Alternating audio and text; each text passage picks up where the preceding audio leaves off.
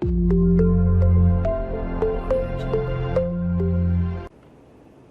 hi students, good morning. So in the last class we discussed about what is the purpose of an embedded system and what are the applications of an embedded system, as well as what is the components in embedded system.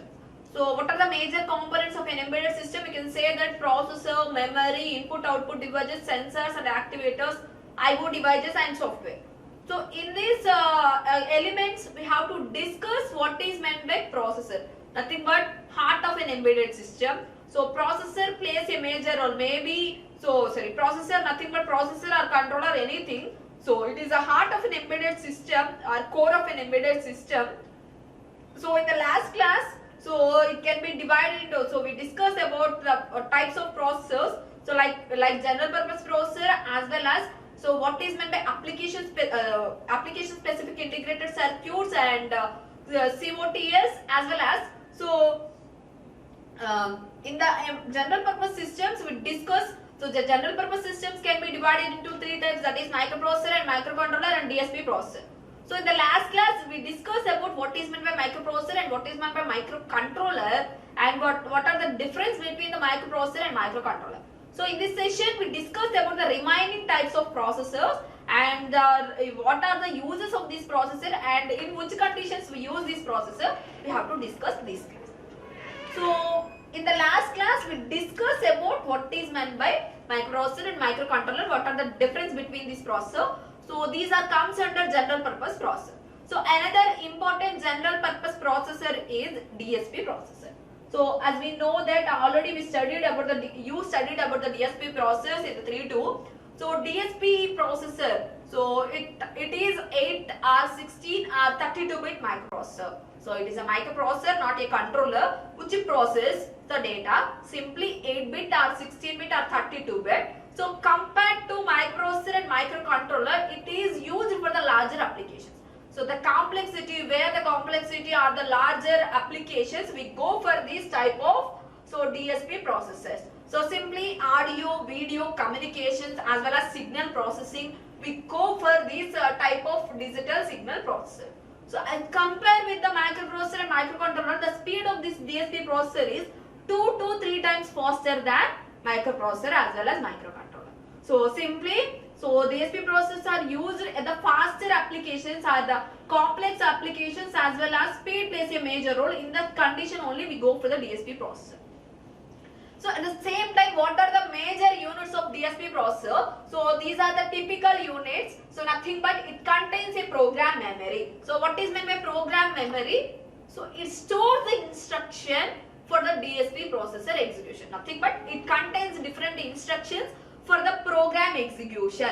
So what is the requirement of DSP processor and what are the instructions are required for the DSP processors, which are stored in the program memory only. So as well as it contains a data memory. So data memory, as the name itself, so it contains data. So data nothing but maybe values. So it is a temporary variable. So after for example I want to execute one of the instruction, that is move R1 comma what is so something.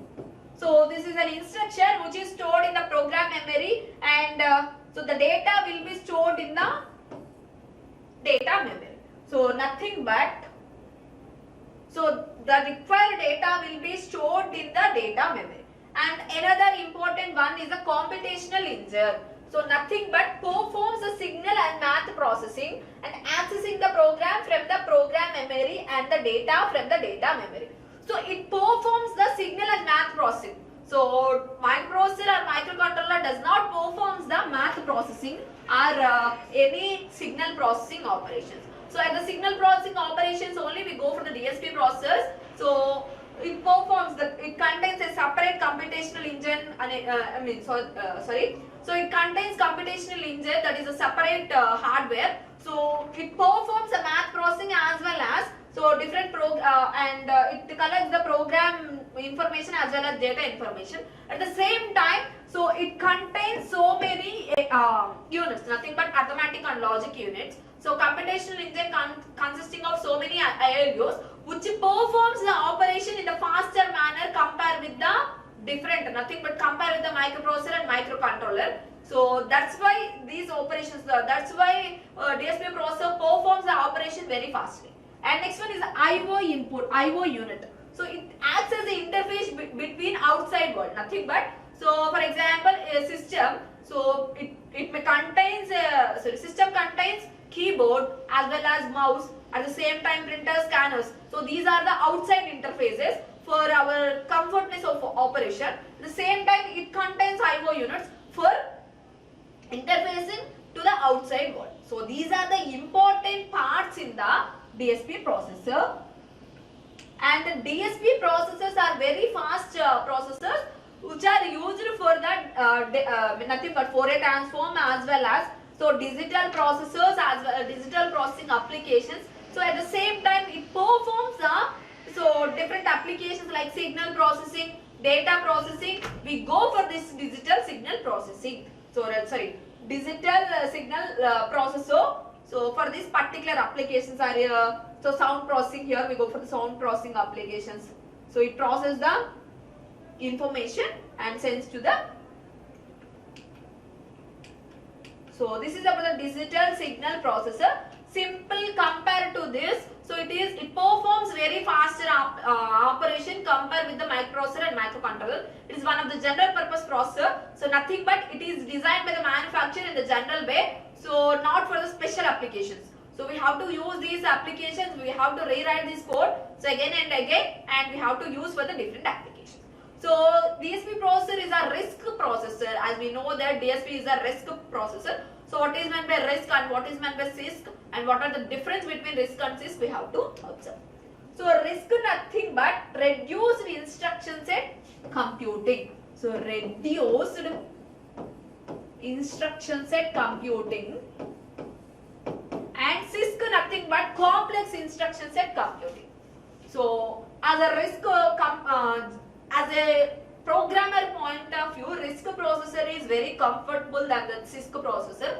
Why? Because so programmer thinks about less number of instructions we have to use. So at the same time nothing but so it contains only 40 instructions. So the remember point of view also, so these instructions are very comfortable for the programmer, but CISC having so many instructions.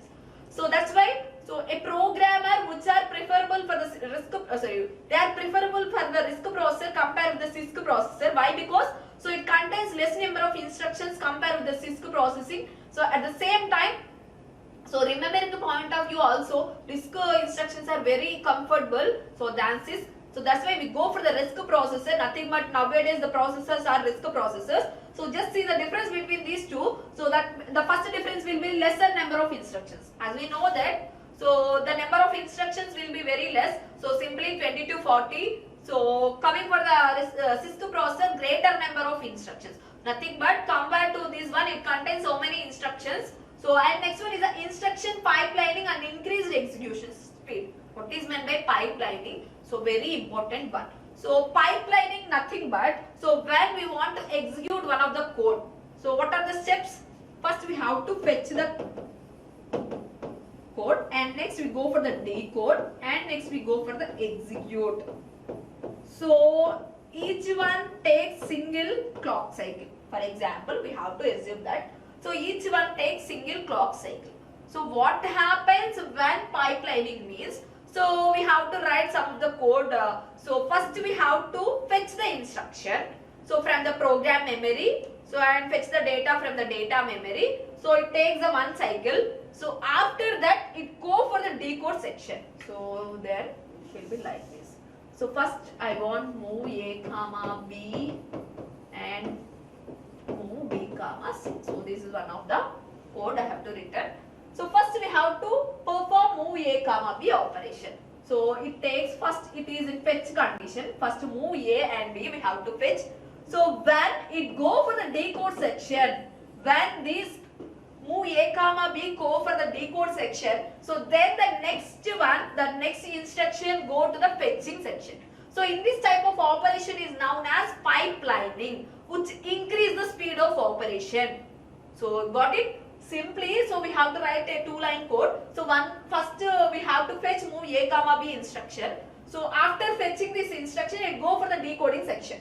So during this time, fetch instruction are nothing but fetching operation will be empty. So our fetching operation will be free. So in this time, the second instruction will be fetched by using the particular processor.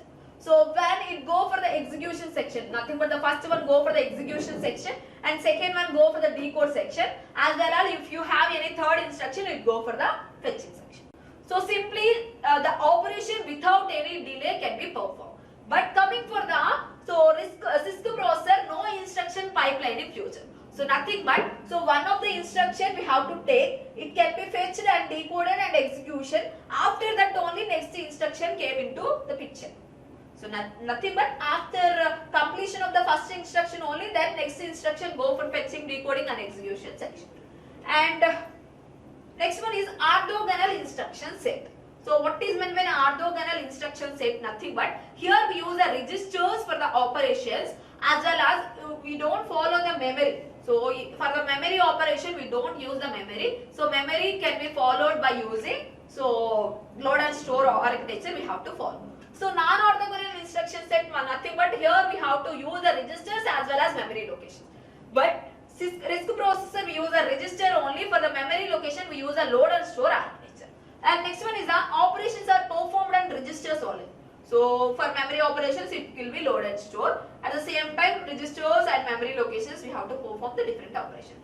So large number of registers are available. Why? Because so we have to perform the operation in registers only. That's why large number of registers are available. But coming for the CISC, limited number of general purpose register. So why? Because we have to perform the operations and memory also. So that's why limited number of registers are available. And next one is programmer needs to write more code to execute a task since instructions are simpler ones. So why? Because simpler ones. That's why programmer needs to write more code. So but here. So here by using simple single instruction we have to reduce the code, but so programmer point of view this one is very difficult. So that is CISC processor is very difficult. And next one is single and fixed length coding. So one of the instruction will be single and fixed length coding, but so here the instruction will be variable length instructions. So the instructions will be very lengthy instructions. And less silicon uses pin count and more silicon pin count, as well as hardware architecture and von Neumann architecture. So only RISC processor follows the hardware architecture and the CISC processor follows hardware as well as von Neumann architecture. So what is meant by hardware and what is meant by von Neumann architecture we have to discuss. So what is meant by hardware architecture? So a microprocessor or microcontroller which follows the hardware architecture, simply it contains two memories. So for example, it will be CPU.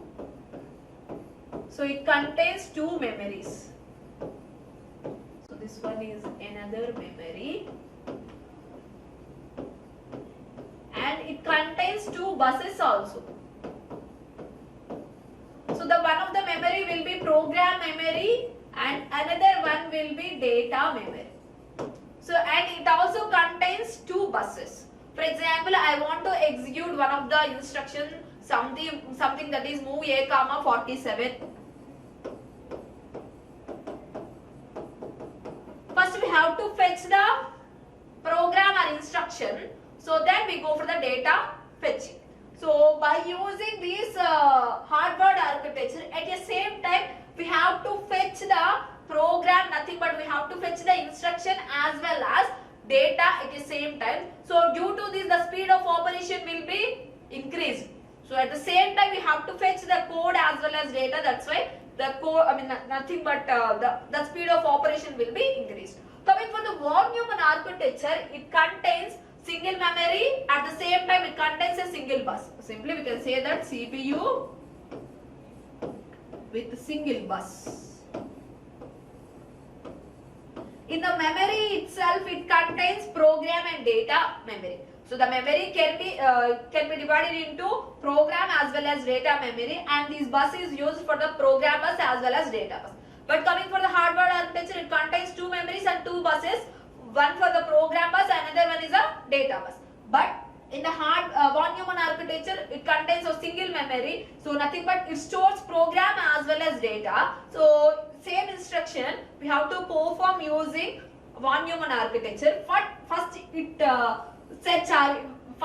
it fetches the program memory. Why? Because first we have to fetch the instruction.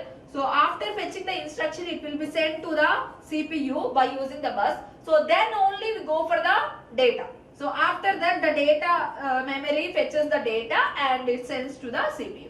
So compared to these two things, so which one takes more time? Simply we can say that so von Neumann architecture takes more time. Why? Because so after program fetching only and nothing but after instruction fetching only it fetches the data. So that's why it takes so much of time compared with the hardware architecture. Why? Because hardware architecture contains two memories at the same time it fetches program as well as data.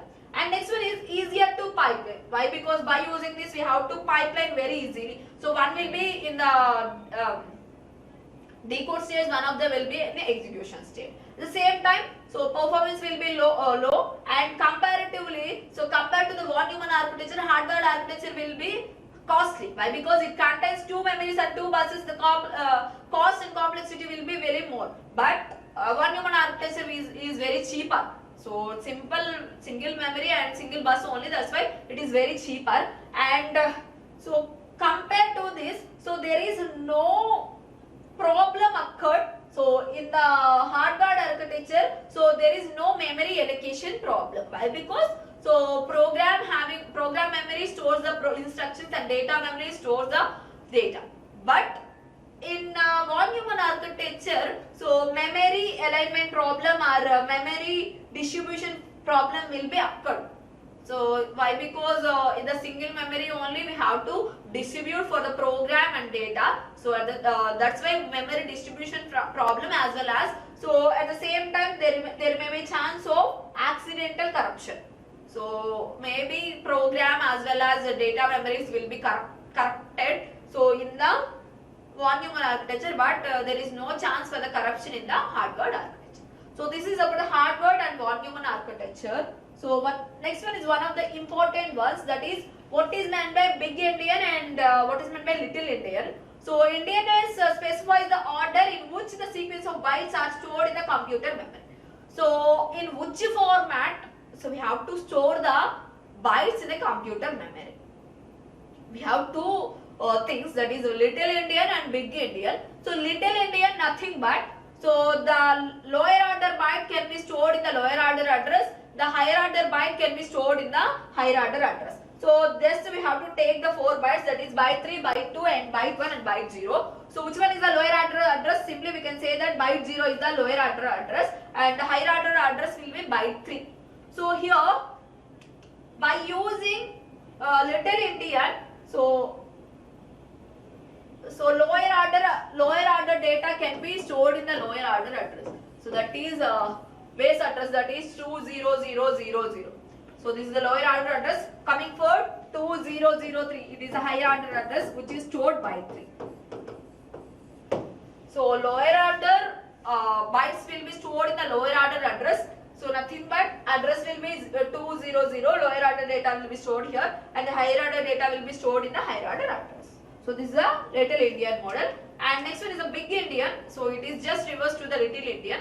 So simply we can say that, so lower order address can be stored in the, so lower order bytes can be stored in the higher order address and the higher order bytes can be stored in the lower order address. So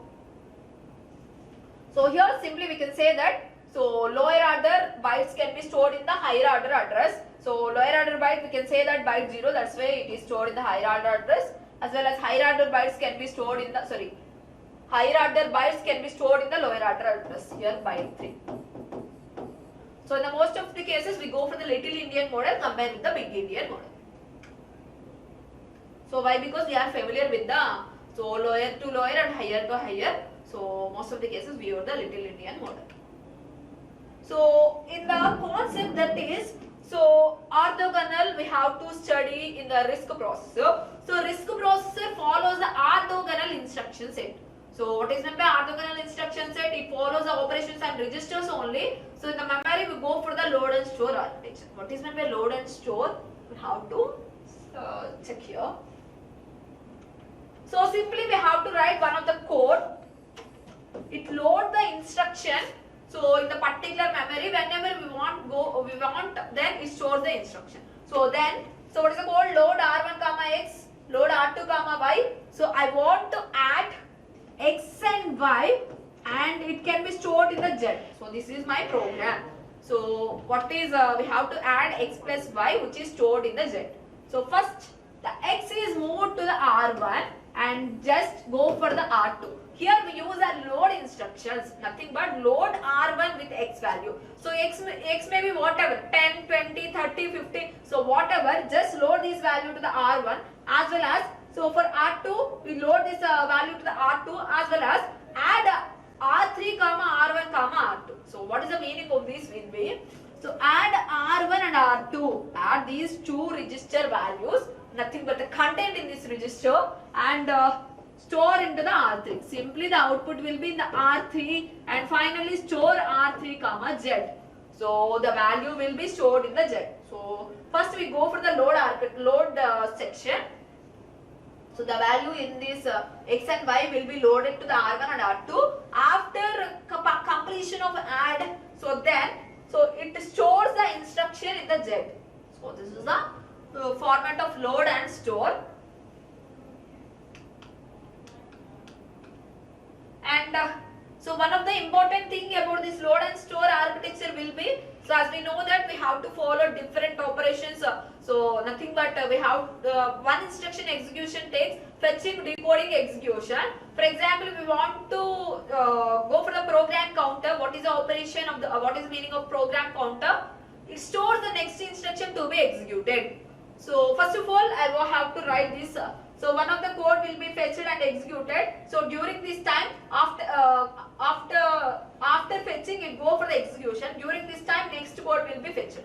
So after execution, so during this time, so first one instruction, that is load R1 comma R2. So sorry, R1 comma X. So first we fetch the code, nothing but load R1 comma X. So during this time, so it as usually performs the operation, then it go for the execute. So in between there is a decode operation. So some of the processor contains decode and execution in same format.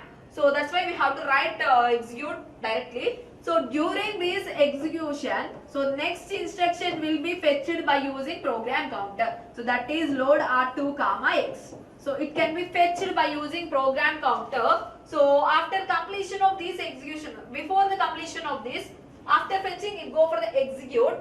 Again, after another the execution, nothing but the fetching will be empty. So then the next instruction is fetched by a program counter.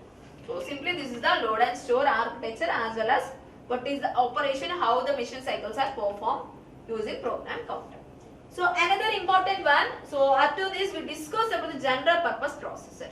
So another important ones are application specific integrated circuits as well as PLDs and COTS, commercial off the cell. So COTS. So first we discuss about the application specific integrated circuits. So it is a microchip, as the name itself, it is designed for the particular application only. So I want to design one of the camera. So I have my futures.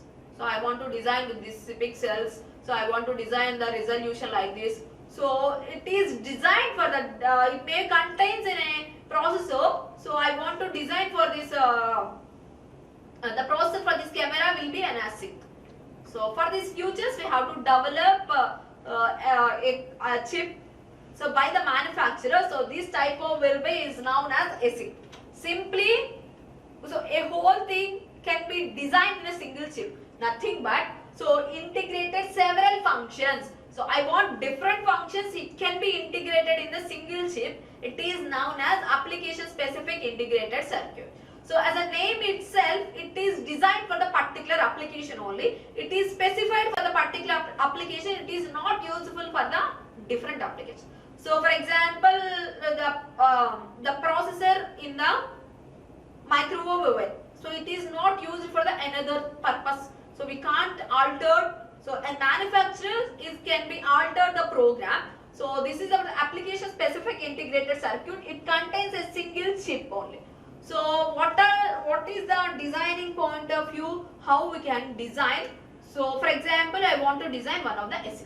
So only single processor. So I want to design single processor. So what happens? So I have some features. So the designer who designs single chip may possible. So they design single chip. In case they have to design single chip, it takes so much of cost.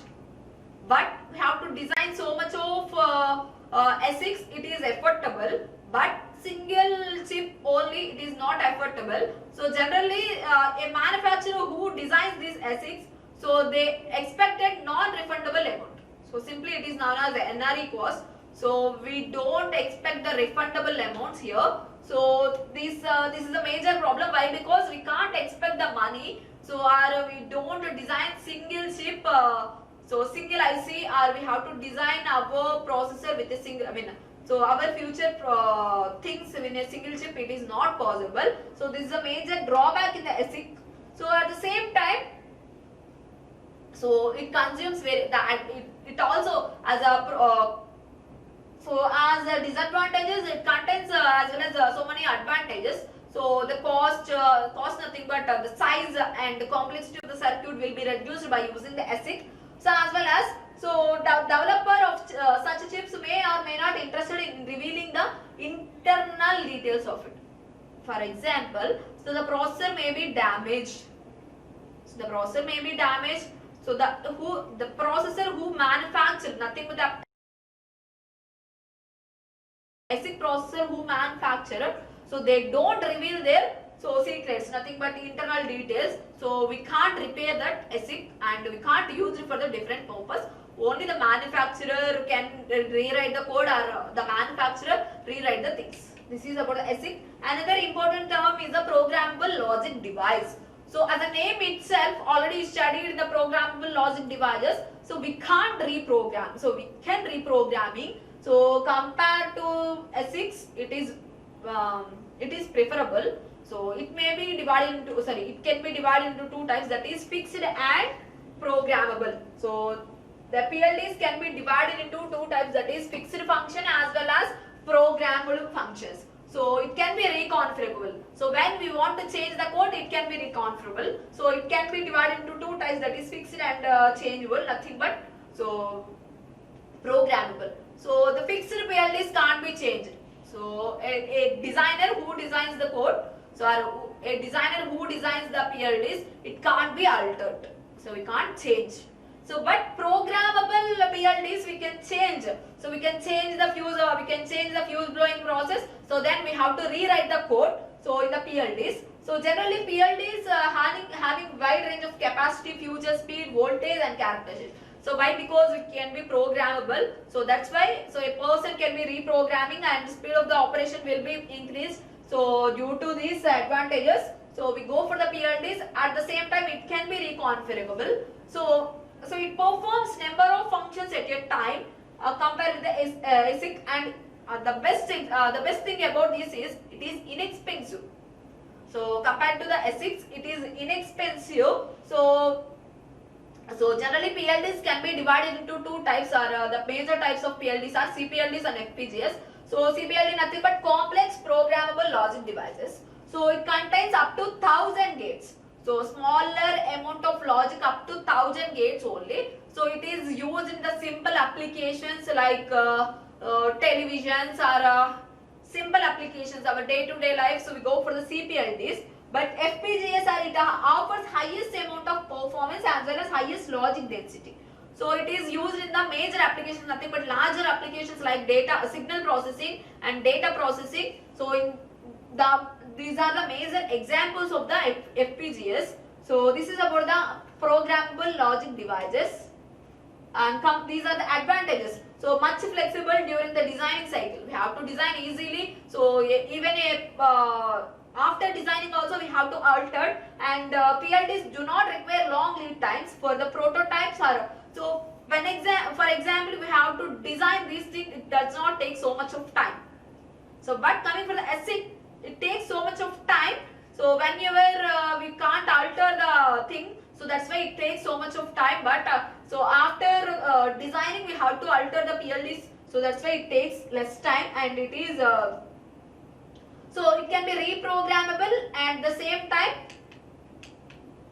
So it can be reprogrammable at the same time. The cost of these PLDs are very less compared with the ASICs. And then another important term will be commercial off-the-shelf components. So it can be used as it is. So whenever we have to pick the COTS, it can be re-alterable. So it can be used as it is. So it can be used at the readily available in the market as a chip format. It is generally readily available in the market. So general purpose or domain processor. So COTS are maybe developed around the general purpose or domain specific processor. So general purpose or domain specific processor, around this you have to use this COTS, and it is generally available in the market. For example, I want a Wi-Fi, so a Wi-Fi chip. So it is readily available in the market. Simply it is an example of COTS. So why? Because so it can be placed in the general purpose or specific applications. So we have to connect Wi-Fi to the Arduino. So it is readily available in the market. At the same time, the major drawback here is, so a manufacturer rapidly changes the COTS. For example, now I am using one of the Wi-Fi. So it may be the strength of the Wi-Fi will be very less. So our the designing process is very difficult, or it may not produce the correct signal. So then the manufacturer who manufactures the another thing, so they better their performance. So that is the major drawback of the COTS. Simply the COTS are used around the general as well as domain specific processor. So this is about the processors. So in the next class we discuss about the what is meant by memory and types of memory. So thank you.